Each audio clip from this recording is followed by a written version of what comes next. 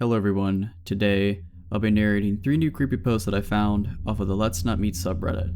Liking this video and subscribing to my channel helps me a lot.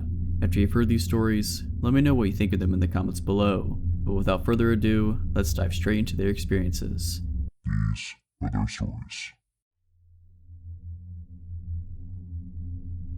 So this happened about a year and a half ago. I moved to Los Angeles 3 years ago. First time living on my own and I love it. Even with everything that happened, I still love living here. So I'm a smoker, on average about 3 to 4 cigarettes a day. So thankfully I'm only at a pack, like every 5 or 6 days, whatever. Math isn't my strong suit. Anyway, I live in a non-smoking building, so I have to step outside when I want to smoke. The first time I saw this guy, he was outside my building, sitting next to a dumpster. No big deal, probably just another neighbor I hadn't met. His name is Oz. The first time I saw Oz, I was having a cigarette outside, and he just glanced over at me every once in a while, but that's it. 2 days later, it's like 11:30 p.m. and I'm heading downstairs to smoke. I look at the lobby of the building and see someone underneath a blanket behind some chairs. I see a cord going behind the blanket bulge, so I immediately assume someone's in the doghouse for the night and charging their phone. I have my smoke, head back upstairs, and go to sleep.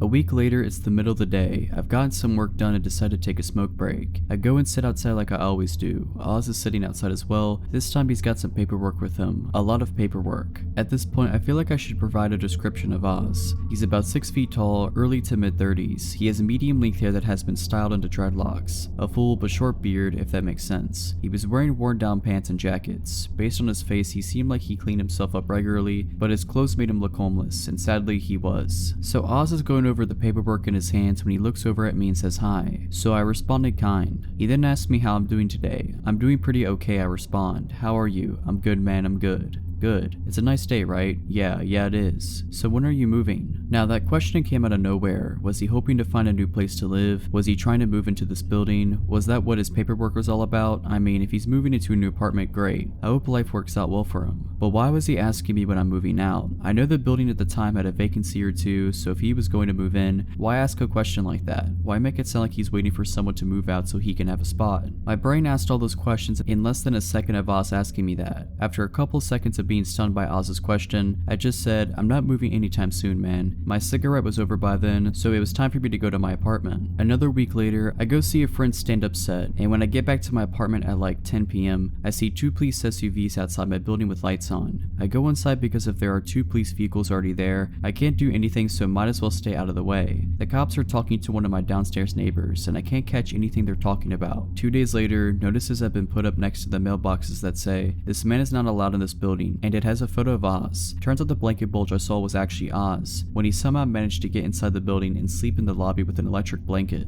A couple of months go by and I don't see Oz. I honestly forgot about him by that point. When finally one day, Oz is there again, sitting outside the building with somehow even more paperwork. This time when he sees me, he's almost immediately hostile. So when are you getting out of here? What? I want my apartment back, man. I don't know what you're talking about. You stole my apartment and I want it back. I was so confused by this. I snuffed my cigarette out and went back into the building. This exchange pretty much repeated itself every few days for the next 2 weeks, each time making me more and more uncomfortable. On weekdays, I would get home very late, like anywhere between 11:30 p.m. and 2 a.m. Oz never had a predictable pattern to his appearances, so I started getting really nervous about going home. Like, I wanted to avoid going home so I could avoid being accosted by Oz. Finally, one Saturday after lunch, I step outside and have a smoke. Oz is there, and this time he's mad. He's saying that if I don't get out of his apartment by the end of the day, he'll get me. That shook me up a lot. I got back inside and stayed there. Around midnight, I decided to step outside and have a smoke, hoping against hope that Oz isn't there, but lo and behold, Oz is there. Wizard. He's sitting by the dumpster again, and I go to the opposite direction to inhale smoke. I see Oz go up to the stoop and stand in front of the door to the building. Great. When my cigarette is done, I head to the stairs to get into my building. Oz steps to block me from getting to the door. Excuse me, I say as I try to go past him, but he stops me. You ain't getting in here, he says. Why? Because you don't live here. Yes, I do. No, you don't, man. You don't live here. Yeah, I do live here. Now please move out of my way. Maybe if I stay kind, he'll let me go home, but no, he doubled down. Nah, man, you can't get in here because you don't live here. For the last time, I live here. Prove it, man. You got paperwork? Yes, I have a lease. Where? I was getting really irritated at this point, so my answer started becoming really cold. Like I was getting pretty rude to this guy. I don't carry it with me everywhere I go. Now move aside and let me in. No, now you need to get out of here. Move. Nah, now you need to get out of here or I'm calling my security team. No, you need to move or I'm calling the cops. Do it, man. My security guys are already on their way. They're gonna screw you up.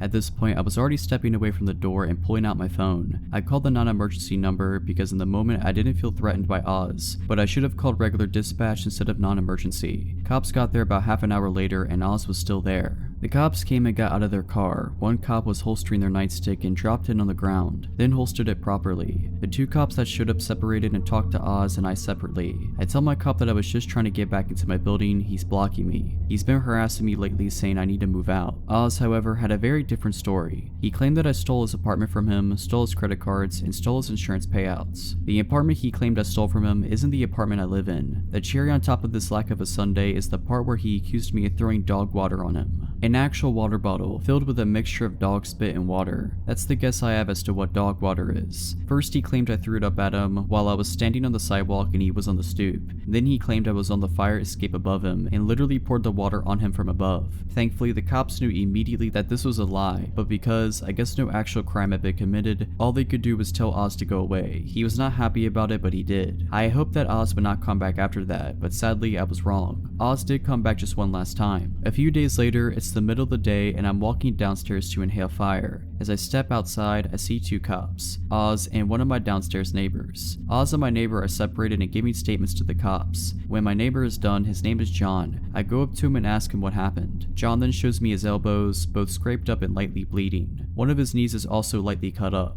Oz also had a couple of bruises and light cuts on him. John tells me that as he was trying to enter the building earlier, Oz was standing right outside and tried to force his way in. John stopped him and tried to tell him to leave. The two got into a small fight and the cops were called. I decide to sit outside with John while everything is being figured out and while John is waiting for his wife, a nurse, to get home and look him over. The manager of the building is called and helps the cops to look at the security camera footage for the front of the building. After looking at it for about 10 minutes, the cops and manager return. Sadly, the fight took place outside of view of the cameras, so it became a case of he said, so all the cops can do is tell Oz to leave once again. Since then, I have not seen Oz anywhere near my building, and a sign has been put up outside the building stating, "This building is not open to the public, no unauthorized entry," which is both comforting and disconcerting.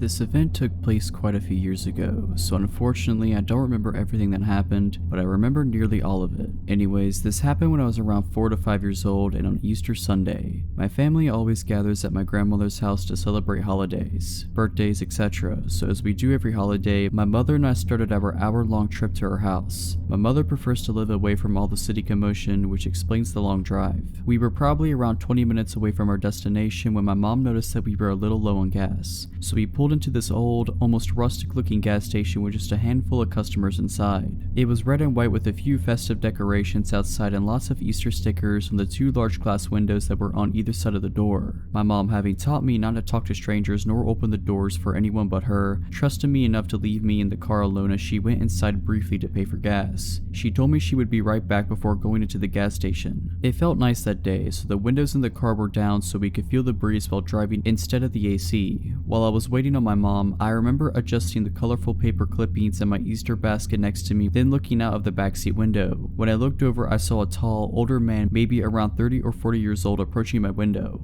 He crouched down slightly and looked at me. "Hi there, what's your name?" I remember him saying. At this moment, I remembered that I wasn't supposed to talk to strangers, so I told the man that my mom says I shouldn't speak to strangers. He then replied with, "Well, we could be friends then. My name's Charlie, and now that you know, I guess I'm not a stranger now, huh?" At the time, I thought he was right. In my mind, I thought, since a stranger is someone you don't know, this man wasn't a stranger anymore because I knew his name. The man and I had a short conversation that I don't quite remember. All I remember is him telling me that I had a nice Easter basket. At this point, I started to get a sick feeling in my stomach, but being a child, of course, I didn't know why. My mom then walked out of the gas station and noticed the man immediately and began approaching the car quickly, asking the man what he thinks he's doing. The man seems to panic and he pulls my door handle violently. He quickly realized that it was locked, thankfully, and proceeded to reach into my window and grab me by one of my wrists and attempt to pull me out. This obviously scared me a lot, causing me to panic and pull him against on instinct. This caused him to let go and take off running. My mom quickly ran to the car and I unlocked the doors. She grabbed me and pulled me into an almost painful bear hug.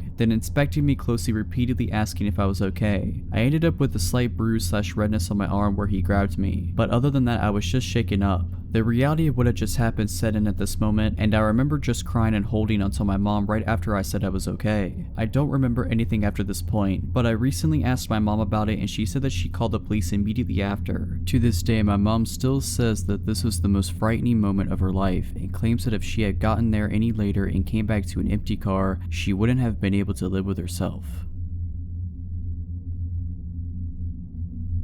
I am a female and now 23. This happened around the time that I was 15 years old. Around this time it was my sophomore year in high school, so little backstory to help understand the story I'm about to tell. I was involved in my high school color guard. We are a part of band except we don't play instruments. We would spin colorful flags. We also use rifles and sabers in our performances. Around this time it was the fall and we were practicing our show, doing a lot of reruns to try and perfect it before our usual competitions. Normally practice would start at 4 and end almost at 9. Side note, I didn't live close to my high school like most people that went there. The drive would take at least 15 minutes max. Walking from my house to school would take an hour and taking the bus would take 45 minutes. My brother at this time worked late hours and my parents didn't get off of work until midnight, so my next best choice was the bus. The neighborhood wasn't the worst, but it also wasn't safe to be walking home at night. So on this night, I was saying goodbye to my friends and not wanting to bug them for a ride, I walked to my bus stop. I had my cell phone and started scrolling through Facebook. I would occasionally glance up and look at my surroundings. I noticed a car slowing down in front of my bus stop, but it immediately signaled to make a turn to my left. I didn't think much about it since there are houses behind that bus stop.